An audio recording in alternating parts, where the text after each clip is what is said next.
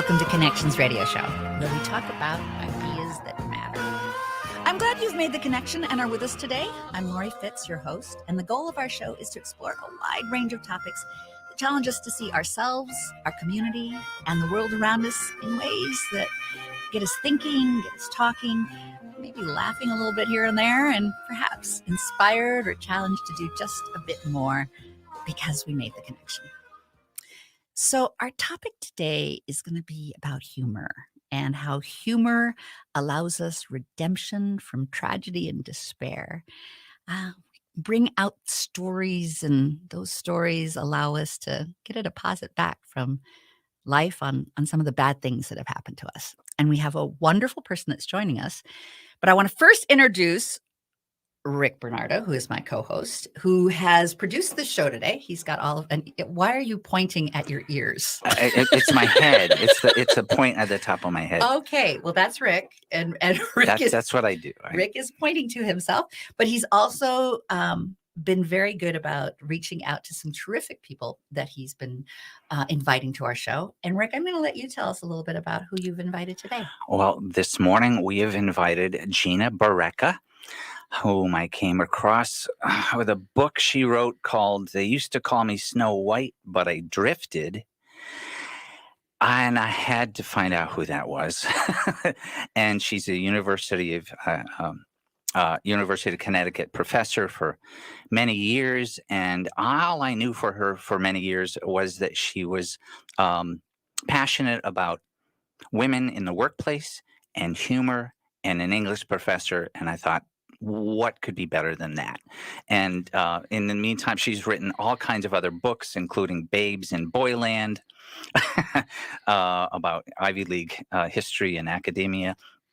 And she's got a new book called Fast Fallen Women, part of a series on fast women, or it's all fast women. They're all fast in different ways. And so her website is Gina Barreca. It's BARRECA.com. And Gina, good morning. I want to just let you say a word. Good morning. I am so thrilled to be here with both of you. It is like, I rarely feel like I'm joining a party in the morning. Like I don't do brunches anymore, but this is great. This is great. I'm thrilled and honored, and am looking forward to our discussion about all of this. Absolutely. I am too. It's interesting. Just last week, I was talking to some women friends of mine who I am now have the privilege to be, on their team, and we work with a foundation. And they're wonderful. I said, it's so different than when I first started being a woman in an executive position. It was hard. It was hard in the 80s. I felt like I was the only one that was there. And there was something that you wrote about, if I lean in, are they just going to look down my shirt? Blouse, yeah. That's another book. That's another one of her I books. just love. But, I know that you write about women in executive roles and how tough that is. And I'd love to have you share a little bit about that, because it really resonates with me. Thank you. If you lean in, men just look down your blouse is, as Rick said, the title to one of the books from St. Martin's Press, along with It's Not That I'm Bitter, or How I Learned to Stop Worrying About Visible Panty Lines and Conquer the World. So those came out from St. Martin's a couple of years ago. They're both still available too. All the books are available everywhere books are sold. So including, sadly, I'm delighted. Fast Fallen Women got to number 3 on the Amazon new releases this week. It's published by an independent press called Woodhall that was founded in part by one of my former students. So I'm really proud of Woodhall Press. So this was a really great thing. And but all that I've done, Lori, to go back to your original point, has been about they're put together about the anomalies of women in positions where we get to be heard, where we get to make decisions, where we have some control in the universe, because certainly I was born in 1957. So me and 57 Chevys, we were built for comfort, not for speed. I'm a 59 Corvette. Oh, that's really nice. Okay, so you have the top down and you were ready to go. Oh, yeah. And it took me some time to get into the fast lane, but now that I'm there, I really like it. And I think that women still struggle. The young women that I work with still struggle with ideas of accepting power. Right. And the power itself is considered almost like a dirty word. But I go back to the definition of power that the most succinct definition of power that comes through from a critical, a wonderful novelist who then became a sort of cultural critic named Elizabeth Janeway. This was like 40 years ago she was writing. But the definition of power that Janeway has, I make my students write it down, is power is the ability not to have to please. Oh, I like Power is the ability not to have to please. And for thousands of years, women have believed and have been encouraged to believe and have brought in the belief, have been thought that there was an option, that the reason that the only way to get power in the world was to please somebody else in a position of power. And I would say that it had, it's the first wave of feminism when women were chaining themselves to to the gates in London and in New York to get the vote. Or when the suffragettes, bless their hearts. Exactly, the Seneca Falls, when women were starting to come together and articulate their ambitions, their desire to be seen as whole human beings, their desire to vote. And it was really, the suffragettes and the abolitionist movements were aligned. It was the desire to be recognized as a human being, even if you were not a white man, was like, that was a big deal. That took like a lot of courage and a lot of determination. And that you don't get for women to understand that we're allowed to say, I want this. I need this. How do I get from here to here? Not because I'm cute or asking favors or somebody thinks that, I could be useful until I'm 38, but actually take all of this to say, I want, I need, this must be. And to say no to things we don't want to do and say, why can't you, when somebody says, why can't you do it? To say, because it's impossible for me to say yes, and that being enough of an excuse. So, and then I come up with the funny answers to it. So that's, Lori, a long answer to your question. No, I love it. I love it. Yeah. It reminds me back when I was hiring women to be fundraisers, the hardest thing was to have them feel okay about asking for money, that money was somehow bad. And it's like, no, money empowers this organization, and the comfort in being able to be okay asking for money. It's like asking for power. Right. And actually, I'm often brought in to fundraising groups as a speaker because I can get women to open their checkbooks, to open their purses. And to say, because it is about, this is how we support each other. I mean, it's, yes, you can bake cookies. Yes, we can sell. We've often been told that the way we do this is by selling raffle tickets. As long as you can sell something that's not an idea, I will knit something that can be sold at or as opposed to saying, look, the $250 will, go towards feeding somebody at a homeless shelter for a week. So how many $250 here? How many meals per week do we get? How much is like, so write the check, make a choice to write the check, put your money where your mouth is. And that's it's a hard thing for women to talk about money, but it's essential because currency is the literal currency that we have to deal with. And it's not something that's unfeminine. And Gina, as a man of my gender, this is a different experience, of course, but and it's not more important. But I remember maybe 6 or 7 years old. I asked my mom, "What is feminism about?" And this is back in when cars were steam powered. That's my age, and she said, "Well, your grandmother, Golly, works in New York City. She's not paid what other people are paid in her business. I'm not paid what other." And my mother was the Sealy weather girl from Hartford at the time, and she had all kinds of stories of not only the money not being equal, but just what do you call it? Harassment, all kinds of things. So I as a 6-year-old, started to get with that a little bit. But good for you for asking. Good for you for knowing the word feminism. Feminism is still like the last F word. Oh, I geez. have students who are absolutely, they want to head the AMA, they want to be physicists, they want to, be work in corporate life. And I say, well, feminism is about, and they go, oh, I'm not a feminist. And I'm going, okay, let Breaks me your explain. heart. Let me explain to you that if you're I assume men and women, everybody, everybody on however you identify in terms of gender, I assume you're a feminist because I give people the benefit of the doubt, so that's like my first assumption. And my definition of, when they ask, my definition of feminism is, if you don't believe that a woman is merely a way for a man to make another man, then you're a feminist. It's not like a special club. There's no dues. You don't have to wear certain outfits. It's really, that's it. That's the definition. I always remember, thank you, Gina. Feminism and the word fair both begin with the same letter. It's just, that's what it was about. Yeah. That's great. I haven't heard that line, and I thought I heard all of them. That's nice. I just made it up right now. Yeah. That's But fairness was what it was about for me as a 6-year-old. I was just learning. Well, you've done well. So again, Gina's new book can be found on Amazon, but local bookstores. It's Fast Fallen Women, Woodhall Press.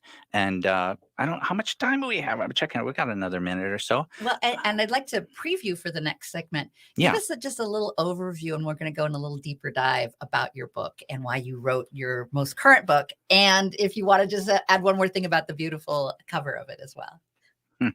Absolutely. And I want to go back to how Rick and I first met. And we will do that next segment, I promise. Okay. So first, tell us a little bit about your book. Fast Fallen Women is the new collection. It's 75 essays of flash nonfiction that I had the privilege to edit. It's the third book in a series that I've been doing of fast women that we didn't know was going to be a series. The first one I did was called Fast Funny Women. And again, they're flash in that they're under 750 words. Because a lot of us, I love a big, long novel. It's like sitting down and eating a lasagna. But sometimes you are eating something on the go. You want a snack. You want a good snack. You want something that is just enormously satisfying. So I've been lucky enough I've been writing books since they used to call me Stoic, but I drifted. And that came out in 1991. And just to give evidence of where did my sense of humor come from? It was because in my family and in my neighborhood in Brooklyn, New York, that if you weren't funny, they would kill you. And I'm not kidding. My next door neighbor in Brooklyn, New York on Ocean Avenue was Judy Scheinlin. It was Judge Judy. Oh my goodness, really? The girl next door. She's a couple of years older than I am. She looks younger than I do, but she's a couple of years older than I am. And she was the first girl, we call them girls, the first girl to go to college on the block. Wow. And it was a big deal. Her father was a dentist. So, it wasn't that big a leap. I was the first girl in my family to graduate from high school in a timely fashion. But on the block, it was, a sense of humor really mattered as their survival technique. So the first one is Fast Funny Women. And I know a lot of writers. I've been around doing things for a long time. So I tapped on their shoulders and said, look, I want to get essays from women who have never published before. I have a lot of young writers. I have a lot of writers of color. I have a lot of writers, marginalized people. And there's the cover for the book, so you can see it. Mimi Pond, who is a New York Times bestselling graphic artist out of Haight-Ashbury. Well, she wrote about, her bestseller was called Over Easy. It was about being a waitress. All right. Haight-Ashbury. Yeah. And thank you. We're going to have to take a break, but we can use this as a segue in learning more about your cover artist and the essay that she wrote. And we'll lead off in that our next segment, okay? Gina Barreca. All right. Stay with us. We'll be right back.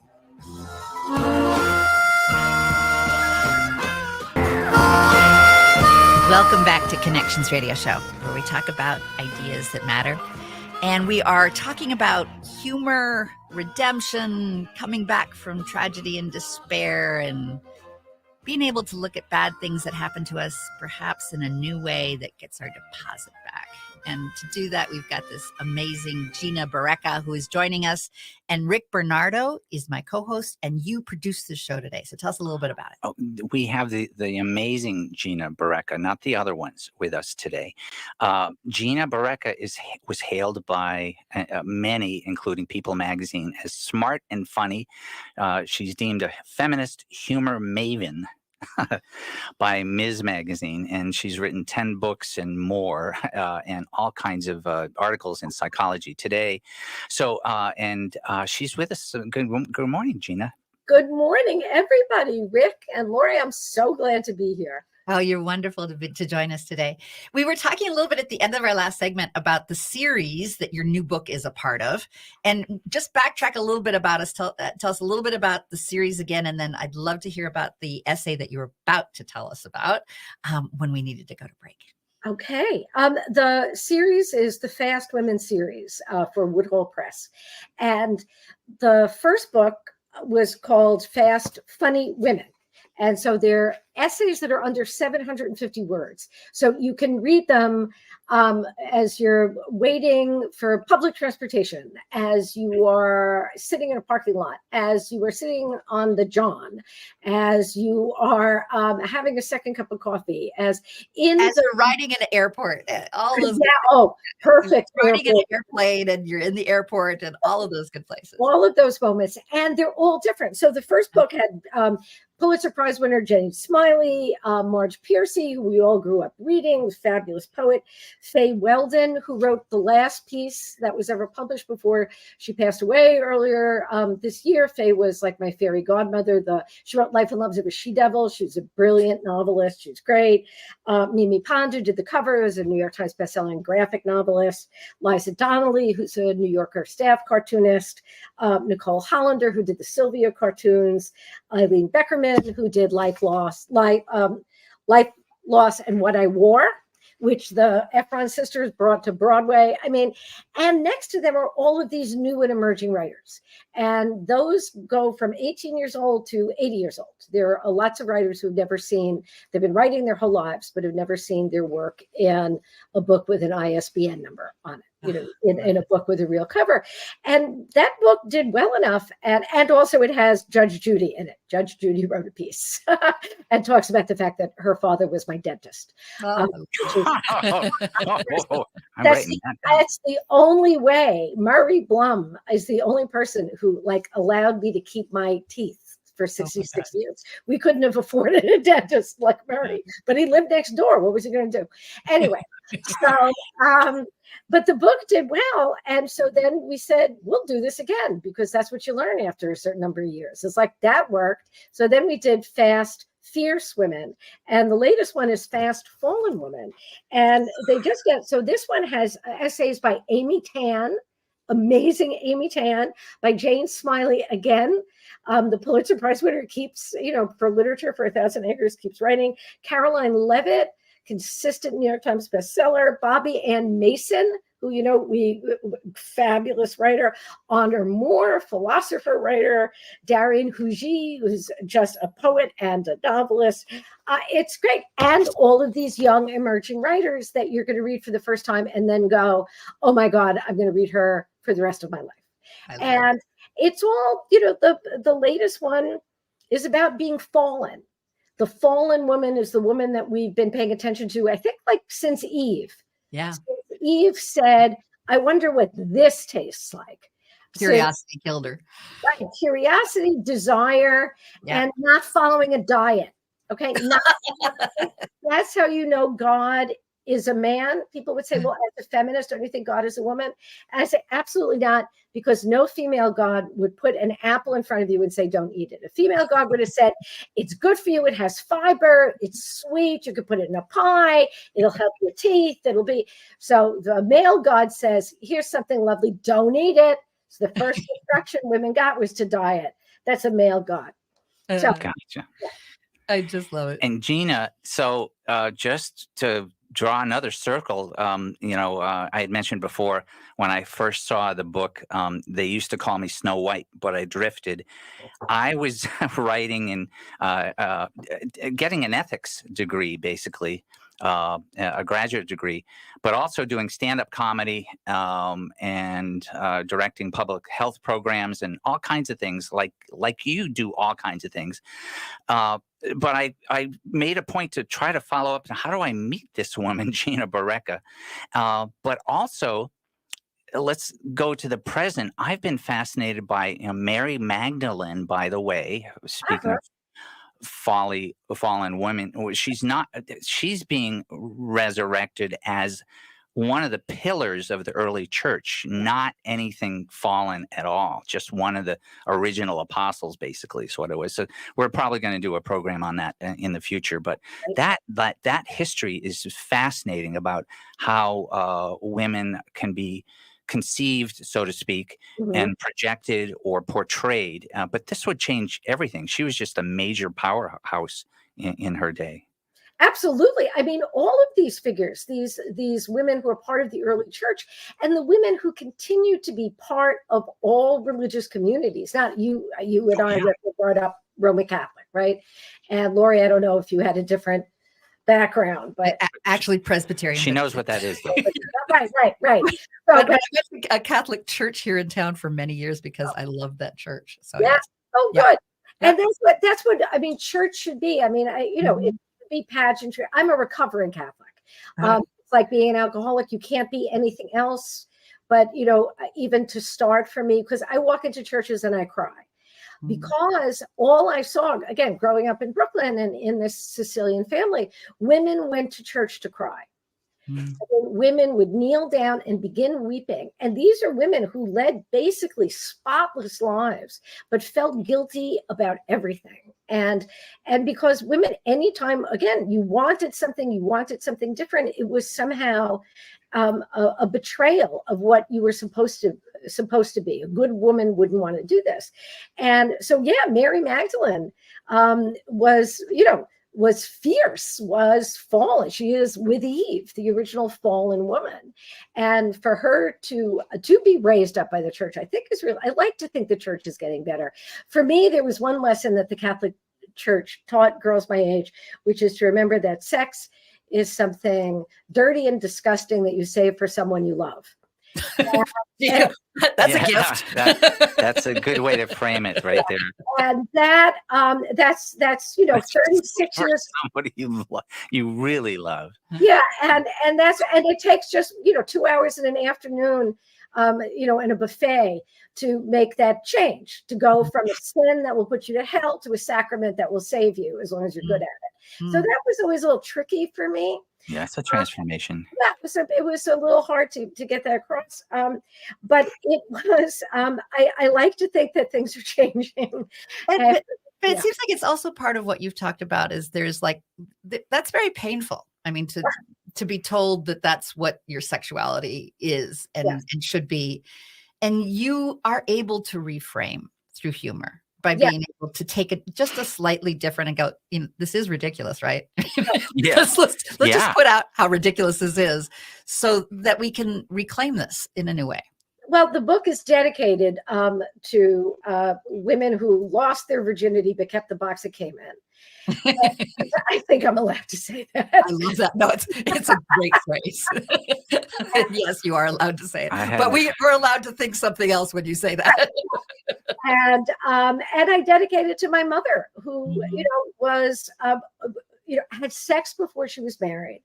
And my father married her, and my brother, I think is not, would not mind me saying this out loud. It hasn't been a secret.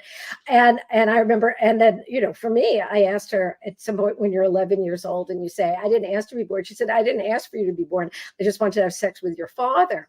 And it was like, oh, okay. That's a little blunt. Now that's clear. And I realized that that was when I was sort of learning, maybe there are things you don't want to ask, like you don't want to ask questions you don't want to hear the answer to. Like that was a big lesson for me. And I dedicated it to her. She died when I was 16. And I said, Mom, you weren't a bad girl. You were just ahead of your time. Because half the population wouldn't be here if girls didn't lose their virginity. And it's losing. My guess it's a little more than half. What's what's the losing part? What Yeah. is the, I mean, it's like, I lose my phone sometimes, but this is not, the loss whole thing. And Hara Murano, the executive editor of Psychology Today, wrote a brilliant one for Fast Funny Women about that. But in the new book, women are talking about their definitions of fallen, how they define fallen. Some are literal, like Amy Tan really does have something about like, don't keep magazines next to the bed, you will slip and fall on them in the middle of the night.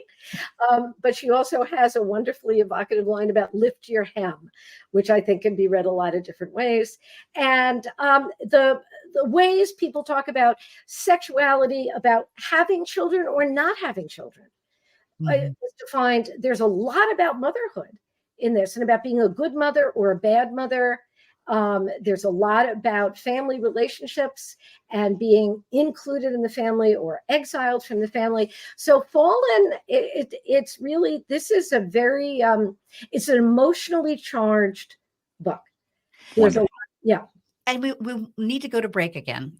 But in our next segment, I'd like to question you some more about expectations that are around us and how do we transform them and own them ourselves. And my guess is it's through your good humor that you've been able to reclaim who you are in a different way. Gina Barreca, thanks. We'll be back.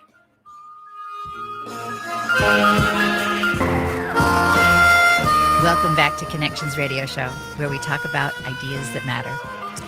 Our topic is exploring humor, and Rick Bernardo, as a humorist and ethicist and public health, all kinds of cool things, is my co-host. He's been my co-host for over a year now, and That's me. And he brings great people and produces shows for us. And you have wanted to explore humor and bringing great humorists. So tell us a little bit about Gina Barreca, who you've invited today. These are art forms that are, I would say, just part of being human. Musicality, our sense of humor, those are so important. And Gina had mentioned that this is Gina Barreca, Barreca is her last name. I came by her writing through the book. They used to call me Snow White, but I drifted some years ago, right when I was doing stand-up comedy and studying theology. And basically, the creative force that we have as humans can evolve to different kinds of power. And Gina was talking about power in the workplace before. Controlling power is one kind that is kind of like, I need this, I want this, what I want isn't so important. I just, those conversations about what you have to do and not do is more about control. A genuine, real human relationships have another kind of power where we can inspire people, where we can move and touch them. And we don't move them literally, we move their hearts and we move their guts. This is what drew me to Gina Barreca, is that kind of conversation. There's a wonderful quote I go back to by Quincy Jones that is just he said on Richard Pryor's autobiography, he wrote, "I've always thought that a big laugh is just a loud noise from the soul saying, 'Ain't that the truth?'" And so it's about truth telling. But how do we approach it in a way that isn't just going to be a baseball bat? And I love the idea as truth can be so many different things. I mean, is truth expectations in the stories that we're told that's in our head and the role that we have to play? Or is truth something that we evolve and get a clear sense of ourselves through perhaps humor that allows us to look at it differently? Yeah. And so when I met Gina, I had just written a little essay for my graduate school magazine called A Serious Meditation on Laughter. Yeah. And that got picked up in some books and things like that. But I'm still going back to, why do I love that? Probably because of my parents and my family, but also there's a deeper reason. So hi, Gina, again. Hi, Rick. That is a wonderful way to frame it. And I think that what humor does and why it is so, you can write about, you can think about theology in laughter, and you can talk about, no, but it really is, because it does go from the soul. That Quincy Jones quote is beautiful. I never heard that before. And I thought I knew my laughter quotes. That's fabulous. That I'm going to write that one down. I think I got it on a little poster. I'll send it to you. Yeah. I'd love to put that up. And one of the ways, and Laura, I'd love to have you in these conversations too. I take Facebook seriously. I'm old enough again to take Facebook seriously. And one of the things that Rick knows is that I put up real questions about life, and asking people, what do you say about this? And I'll say one sentence so that people can put in one sentence answers to what's your most ridiculous regret? What's the stupidest thing that you regret? And there'll be 350 people that will tell their stories, and people will react, and people are funny. If you give them half a chance, most of these people I don't really know. And they will come on, and Rick is always posting something wonderful, always has a great line, and then prompts other people's lines. Because if you give it thought, we do. I mean, it's the name of your show. We do want to connect. One of the lines that I've had that has been printed on cards and whatever is that laughter is the closest that you can get to somebody without giving them a hug. And sometimes it's closer than a hug. When you're laughing at the same time, you're connected. I mean, that's it. You're looking at somebody's eyes and you're laughing together. That is a moment of genuine intimacy. And that can take place between strangers. And it doesn't make it less intimate. It doesn't make it less deep a sense of communication. And that's why laughing together, getting it, when you get somebody, you can help somebody laugh at something. And Lori, to go back to your idea of reframing a moment, it makes it okay. It gives us a sense of community. So in Fast Fallen Women, one of the lines that we came up with for the book is that it gives whispered conversations a full voice. A lot of what's talked about in the book are conversations that people would say just to people, like, don't tell anybody I did this. And now they're going, you know what I did when I was 18? And then you got 60 other people going, that? You know what I did when I was 18? And it's not like it's a competition for stupid things that we did, but it's just like, that wasn't so bad. Everybody did that. And you feel better about yourself, and you feel integrated into a community that you didn't know existed because nobody told their stories out loud. I love that the story being what connects us, because I think that's how we learn, that's how we understand, that's how we make sense of the world. I mean, we can put all the logic things that we want on a piece of paper to define it later, but it's really about the story. Yeah. It's really about what has that story done for us, and I love the idea that there's a sort of a celebration of all of us being sort of a glorious mess. And it's not just a mess, it's a glorious mess that allows us to own it and celebrate it, because we don't have to be perfect. And that's the story that I think is very hard for our heads to wrap around, especially as women, is the sense of, all the rules that we're supposed to play and do and become. And when we say no to them, what does that look like? Right. And what can we claim for ourselves when we do say no to those rules? And I love how you can illustrate it through humor about those rules were pretty silly anyway. Right, exactly. It's like, whose interest is this in? Why are you doing this? It's like, why do you think? It's like, I'm not getting, I'm not losing weight to fit into a bathing suit this summer. I'm just going to get a bigger tan. I love the bigger tan. Yeah. So, somebody explained to me the idea of a bikini bridge, which is one of the things my students were talking about. I said, my bikini bridge is like the Verrazano. It has 4 lanes and you have to pay a toll. I mean, this is really bridge. No, but it's like all we have to do is sometimes to laugh at the real thing. And again, Rick was talking about, both of you were talking about the idea of truth and humor. And that humor it is literally illuminating. It shines a light, usually in those corners where we've kept things that we don't want other people to see.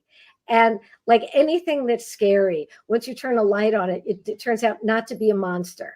It turns out to be a few bugs, but it might not a monster. Very good. Very good. Yes, exactly. And for our listeners, this is Gina Barreca, Barreca. GinaBarreca.com is her website. So go there for more of this. And the recent book that we're talking about is Fast Fallen Women by Woodhall Press. And it's all hysterical. And, in my days in Berkeley, Gina, I would come across Wavy Gravy, who was the Clown Prince MC at Woodstock. Yeah. And one time we talked about laughter or something. And he said, look, man, if you don't have a sense of humor, it's not even funny.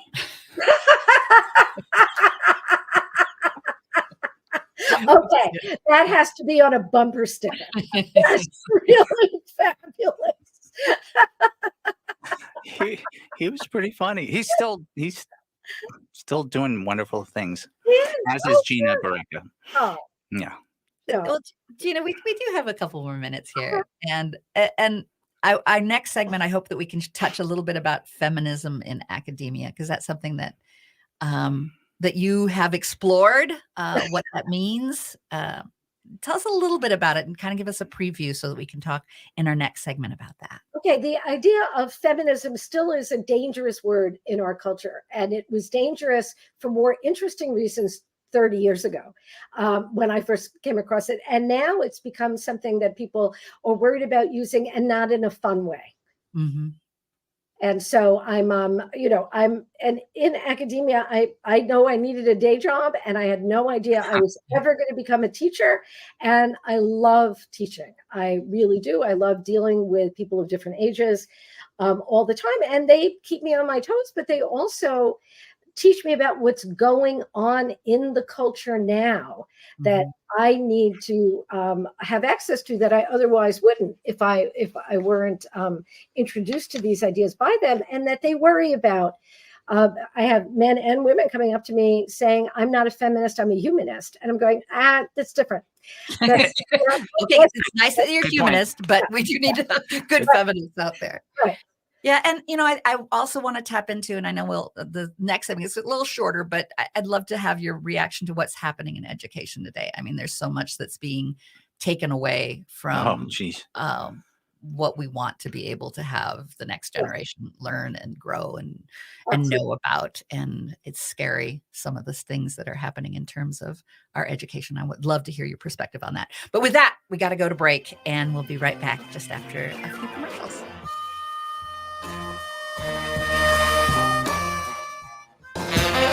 Welcome back to Connections Radio Show, where we've been having a wonderful conversation with Gina Barreca, and my good friend Rick Bernardo has been our co-host and producer of the show. Rick, tell us a little bit about Gina. Gina Barreca is a University of Connecticut professor for many years now. She's a distinguished professor, not extinguished, distinguished. And I just love her. She's funny and fast, and she wrote a series of books about fast women, and this recent one is Fast Fallen Women. Go to Gina Barreca, Barreca.com. And also go to her Facebook, right? And her Facebook is the same name, just at the Facebook. Gina is, spelled the usual way, Gina Barreca. I'm gonna start posting. I'm gonna react to your sentence. Yeah. Yes, I want to. I'm looking forward to it. Do that. So we have her back here. And by the way, my dad is nuts about the UConn women basketball team. I have never had a member of the UConn women's basketball teams in my classes, although I have had wonderful athletes from many other places. I think they're just too much on the road. But this year I was actually the face of teaching. If we're going to talk about education, on the public service announcement, there was a little photograph of me saying the word. So I heard from people I hadn't heard from in 40 years. Love it. Saying, you. Yeah, it was hilarious. So tell us about feminism and academia, and talk to me about what you see as our challenges and opportunities in the future with education. Okay, so I am worried. I think, as are many people, about trends in education. I am worried that people are not only going to get or only going to be allowed to get vocational educations. Yeah. That especially, this is about class even more than about gender. That it used to be that only the rich the wealthy, people who had money in their families could go to get a university education in the humanities, and that everybody else had to go train really vocationally for a job. You have to learn how to do something where you could get hired right away. And now I'm afraid we're going to go back to that. It used to be that anybody who got a university education would know great books, and if somebody mentioned Dickens, you know who Dickens was. If somebody mentioned Aristotle, you would know who Aristotle was. Shakespeare, you would know Madame Bovary was written not by Madame Bovary, but by a guy named Flaubert. You would know that Anna Kerr, all of these books that are written about women were written by men. Maybe that's why all the women end up dead in them. But, not that I'm bitter. But The tragedy. Excuse me. Can you do a rewrite of that, please? I know, that would be great. And I think that what is happening now is that, and I could understand it again, I was a first generation college student. I mean, I understand that people want you to go out and make a living when they invest in your education, but it can't just be vocational. We can't just go back to teaching people, well, this is how you work, a loom in the factory, even if that loom in the factory is an engineering degree that'll send you to work at Pratt & Whitney. We need to give people access to ideas and critical thinking and the examination of philosophy, and to sit at the big kids table where you talk about ideas and not just what you do. Not just the application of those ideas or how much money you make or what cruise you went on, even if that might be interesting. You want to talk about ideas, and ideas are what lead to connection between people, not just exchange of information. That's how you move people. Right. I think it's so important to recognize that, in our smartphone, we have all of the college libraries of how many thousands of years, but we need to perhaps tweak and change how we do education. It's not just getting access to the books and access to this, because we have access with our information age, but you're absolutely spot on, I think, about how do we take it to the next level, because I don't think enough people are talking about ideas. Well, it's different. Knowledge is different from information. We can Yes. put all the information in the world, but to have knowledge and then from knowledge to move on to wisdom, those are things you have to internalize. You have to make room for them. Real estate in your head and your heart and your soul. And education needs to focus more on that, not lose sight of that. And that's what I fear. So I want to go back to the big ideas so that everybody can share them and talk about them. Yeah, and how we make those connections. Yep. I know Rick wanted to say a couple of things. Just that understanding and knowledge and wisdom, all of that combines to really make a difference in the world in a way that counts. A good difference. That's all. And Gina and I haven't taught as long as Gina, but I did years of university professor teachings, and I'm passionate about all this. So GinaBarreca.com, go to that website. We're just going to have you come back, because we didn't get to all the things we wanted to talk about. So if you're good with that, we want to invite you back and have continue our conversation. You're amazing. I'm going to be reading your book before you're on next time, and count me in for your Facebook. Thank you. Yeah. And I'm thank you. absolutely delighted. Thank you both. This was so much fun. Thank you for all that you do, and keep up the good work and promoting those fallen women. I love them.